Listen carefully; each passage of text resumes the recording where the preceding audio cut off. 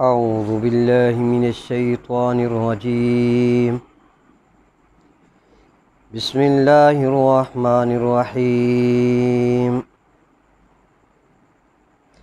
میرے واجب احترام، میرے بہنوں، بھائی، بزرگوں، السلام علیکم ورحمۃ اللہ وبرکاتہ۔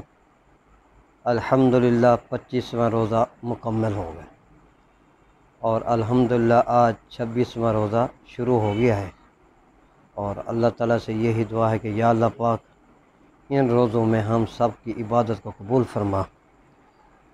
بعد نماز فجر آپ نے دعائے جمیلہ 3 مرتبہ پڑھنی ہے، اور بعد نماز ظہر سورہ فاتحہ آپ نے 40 مرتبہ پڑھنی ہے، اور بعد نماز عصر آپ نے سورۃ الطلاق کی آیات نمبر 2 سے 25 مرتبہ پڑھنی ہے، اور بعد نماز مغرب آپ نے اللہ تعالیٰ کا پیارا نام یا غنیّ 300 مرتبہ پڑھنا ہے۔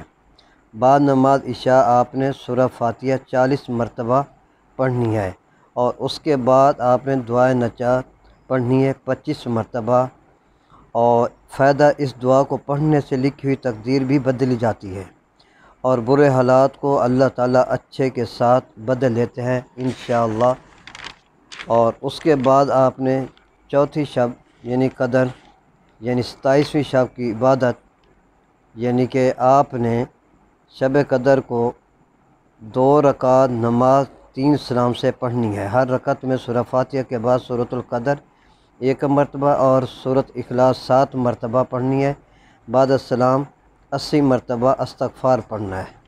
استغفر اللہ ربی من کل ذنب و اتوب الیہ، یہ آپ نے پڑھنا ہے، اور 2 رکعت نفل نماز پڑھیں۔ ہر رکعت میں سورہ فاتحہ کے بعد سورۃ القدر 3 مرتبہ پڑھیں، اور سورہ اخلاص 5 مرتبہ پڑھیں۔ بعد السلام سورۃ اخلاص 7 مرتبہ پڑھیں، اور 4 رکعت نماز 2 سلام سے پڑھیں۔ ہر رکعت میں سورہ فاتحہ کے بعد سورۃ تکاثر 1 بار اور سورۃ الاخلاص 3 مرتبہ پڑھیں، اور یہ قبر کے عذاب سے بھی چھٹکارا ہوگا انشاءاللہ۔ اس کے بعد 2 رکعت نفل پڑھیں۔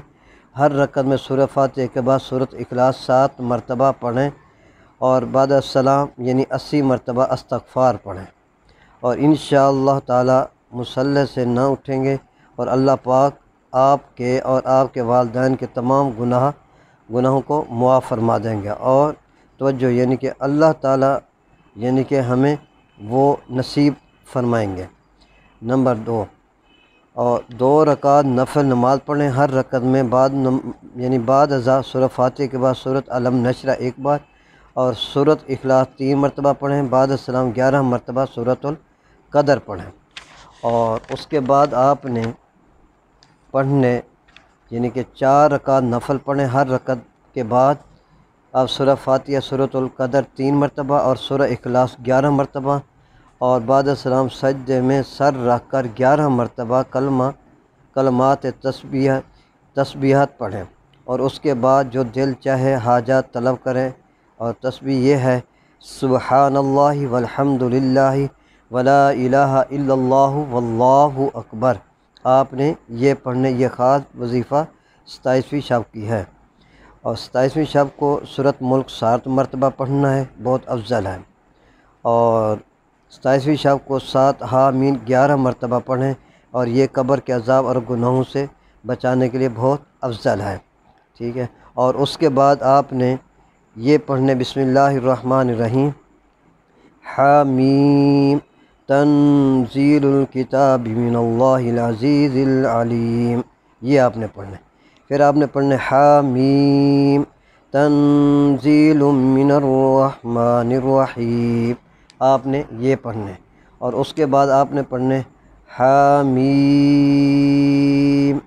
عین سین قاف، اور اس کے بعد آپ نے پھر پڑھنے حامیم والکتاب المبین، اور اس کے بعد پھر آپ نے پڑھنے حامیم والکتاب المبین انا انزلناہ فی لیلۃ مبارکۃ انا کنا منذرین، اور اس کے بعد آپ نے پڑھنا حامیم تنزیل الکتاب من اللہ العزیز الحکیم، اور اس کے بعد پھر آپ نے پڑھنا حامیم تنزیل الکتاب من اللہ العزیز الحکیم۔ فائدہ نمبر 1، جو شخص مذکورہ یعنی 7 حامیم ہمیشہ پڑھے گا اس پر دوزخ کے 7 دروازے بند ہو جائیں گے اور جنت کے 7 دروازے کھل جائیں گے۔